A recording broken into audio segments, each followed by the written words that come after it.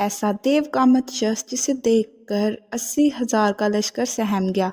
تاریخ کا وہ عظیم سپہ سالار جس کا سامنا کرنے کی کسی میں ہمت نہیں تھی، لیکن ایک ایسے غریب چرواہے نے اسے پتھر مار کر مار ڈالا۔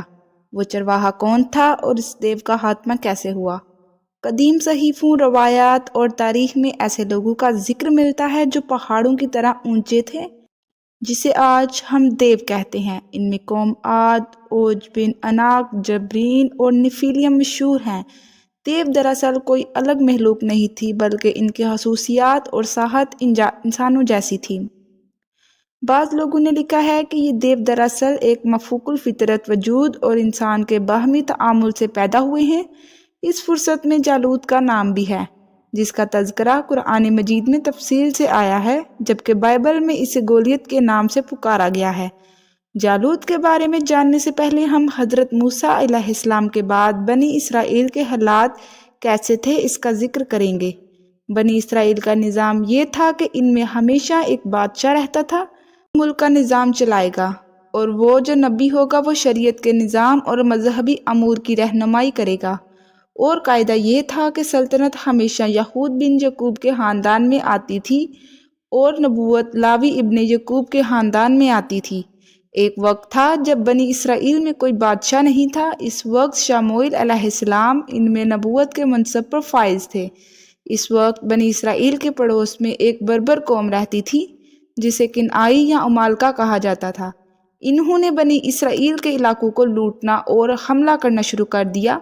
یہ بربر لوگ فلسطین اور مصر کے ساحلی علاقوں میں رہتے تھے۔ ان کا ایک سردار تھا جس کا نام جالوت تھا۔ اس نے ان کے بڑے بڑے لیڈروں اور صالح لوگوں کو قید کیا اور بنی اسرائیل سے ٹیکس وصول کیا کرتے تھے۔ عمالقہ کے لوگوں نے بنی اسرائیل سے عہد کا صندوق بھی چھین لیا، جو یہودیوں کے لیے ایک بابرکت چیز تھی۔ تابوت سکینہ کے جانے کے بعد ان کی حالت مزید خراب ہو گئی اور ان کے دشمن ان پر غالب آ گئے۔ چنانچہ بنی اسرائیل نے حضرت شموئیل علیہ السلام سے درخواست کی کہ ایک آدمی کو ہمارا بادشاہ مقرر کریں۔ اس نے خدا کے حکم کے مطابق طالوت کو بادشاہ بنایا، جو بنی اسرائیل میں سب سے زیادہ طاقتور اور عالم تھا، لیکن وہ بے حد غریب اور چمڑے کی رنگت اور بکریاں چرا کر زندگی گزارتا تھا۔ بنی اسرائیل نے اس پر اعتراض کیا کہ طالوت شاہی خاندان سے نہیں ہے، تو یہ ہمارا بادشاہ کیسے ہو سکتا ہے؟ ہم لوگ بادشاہی کے زیادہ حقدار ہیں کیونکہ ہمارا تعلق شاہی خاندان سے ہے۔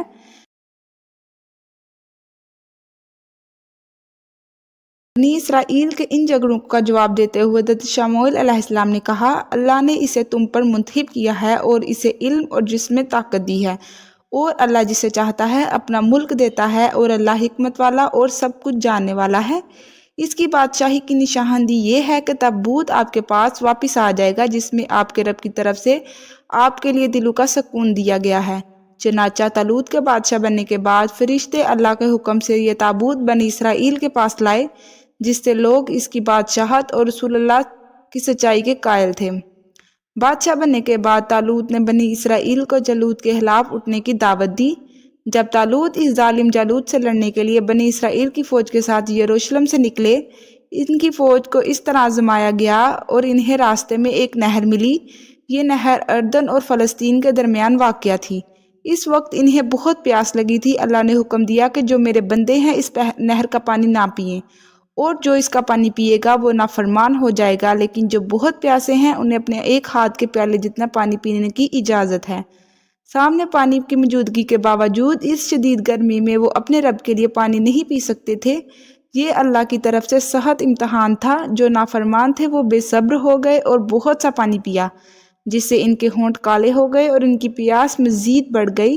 انہوں نے عمالقہ کی قوم سے لڑنے کی ہمت بھی کھو دی۔ جب فرمانبردار بندوں نے حکم کے مطابق صرف ایک پیالہ پانی پیا، پانی کا یہ ایک ہاتھ ان کے لیے کافی تھا اور ان کی پیاس بجھ گئی۔ ایک قول کے مطابق طالوت کے لشکر کی تعداد 80,000 تھی، جس میں صرف 313 لوگوں نے اللہ کی اطاعت کی اور پانی نہیں پیا۔ اس سلسلے میں رسول اللہ صلی اللہ علیہ وآلہ وسلم نے جنگ بدر میں صحابہ کرام سے فرمایا کہ ہماری تعداد طالوت بادشاہ کے لشکر کے برابر تھی، جس نے آپ کے ساتھ نہر پار کر کے دشمن پر عبور حاصل کیا تھا۔ جب بنی اسرائیل نے نہر کو عبور کیا تو سامنے جالوت کی فوج کھڑی تھی۔ بنی اسرائیل نے وادی एला में डेरे डाले और वहां जमा हो गए। दोनों फौजें आमने सामने खड़ी थी। थोड़ी देर के बाद इनका सरदार जालूत, जो बहुत लंबा और ताकतवर शख्स था, मैदान में दाखिल हुआ। जालूत एक पहलवान था। इसका कद 6 हाथ और 1 हाथ के बराबर था। इसने एल्यूमीनियम का हेलमेट पहन रखा था जिसका वजन 5000 मिस्कल था। इसके हाथ में 600 मिस्काल वजनी लोहे का गोला था। इसने सर पर लोहे की टोपी पहन रखी थी। इसका वजन 3 राइटल था। जालूद ने एक शेर पढ़ा और बनी इसराइल को ललकारा और अपनी फौज को देखकर बनी इसराइल मगलूब हो गए। आपस में कहने लगे, आज हम में से लड़ने की ताकत नहीं है। इनकी बात सुनकर इन 1313 सिपाहियों ने कहा, ए अल्लाह, हमें सब्र अता फरमा, हमें साबित कदम रख और कुफार के मुकाबले हमें हमारी मदद फरमा। जब दोनों लश्कर मैदान जंग में लड़ने के लिए तैयार हो गए, चनाचा तालूत ने अपने लश्कर में ऐलान किया कि जो भी जालूत को कत्ल करेगा, मैं अपनी शहजादी की शादी इससे करूंगा और उसे अपनी आधी सल्तनत भी दूंगा। ये ऐलान सुनकर हजरत दाऊद अलैहिस्सलाम आगे बढ़े, जो अभी बहुत छोटे और कमजोर थे। इनकी गुर्बत और अफलास का ये आलम था कि वो बकरियां चराकर और इसकी मजदूरी से गुजारा किया करते थे। जब तालूत ने एक छोटे बच्चे को अपने मुकाबले में देखा तो इसने कहा, चले जाओ, मुझे तुमसे लड़ना पसंद नहीं। हजरत दाऊद अलैहिस्सलाम ने फरमाया, लेकिन मैं पसंद करता हूँ कि तुम मेरे हाथों मारे जाओ। हजरत दाऊद अलैहिस्सलाम गलेल से पत्थर फेंकने में बहुत माहिर थे।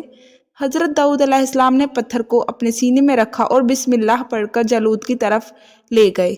पत्थर जालूत के नाक और खोपड़ी के दरमियान से गुजरता हुआ पीछे चला गया। इस वक्त जालूत जमीन पर गिर गया और इसका काम तमाम हो गया। इस पर तालूत और बनी इसराइल बहुत खुश हुए। जालूत के कत्ल के बाद इसकी फौज भाग गई और तालूत को फातेह करार दिया गया। इसके ऐलान के मुताबिक दाऊद अलैहिस्सलाम की शादी तालूत की बेटी से करके इनको अपनी आधी सल्तनत का बादशाह बना दिया। फिर 40 साल के बाद जब तालूत का इंतकाल हुआ तो हजरत दाऊद अलैहिस्सलाम पूरी मुमलकत के बादशाह बन गए। हजरत शमूएल अलैहिस्सलाम की वफ़ात के बाद अल्लाह ताला ने उन्हें इस मनसब पर फाइज किया। हजरत शमूएल अलैहिस्सलाम की वफ़ात के बाद अल्लाह ताला ने उन्हें नबूवत के मनसब पर फाइज किया। हजरत दाऊद अलैहिस्सलाम बनी इसराइल की पहली शख्सियत है जिन्हें बादशाही और नबूवत दोनों अता किए गए। हमने देखा कि हजरत दाऊद अलैहिस्सलाम के पास तलवार नहीं थी, न ढाल और न नेज़ा, महज एक गुलेल था जिसे आपने देव हैकल जालूत को पत्थर से मारा। जालूत और दाऊद के इस वाक़े से हमारे लिए एक बड़ा पैगाम है कि अगर हम अल्लाह पर भरोसा करें तो हम पर मुश्किल का सामना कर सकते हैं। हमें भी हज़रत दाऊद अलैहिस्सलाम की तरह मुश्किलात और आजमाइशों से डरने की ज़रूरत नहीं, बल्कि इनका सामना करना चाहिए, क्योंकि जब अल्लाह ताला हमारे साथ होता है तो वो हमें हर किस्म की लड़ाई लड़ने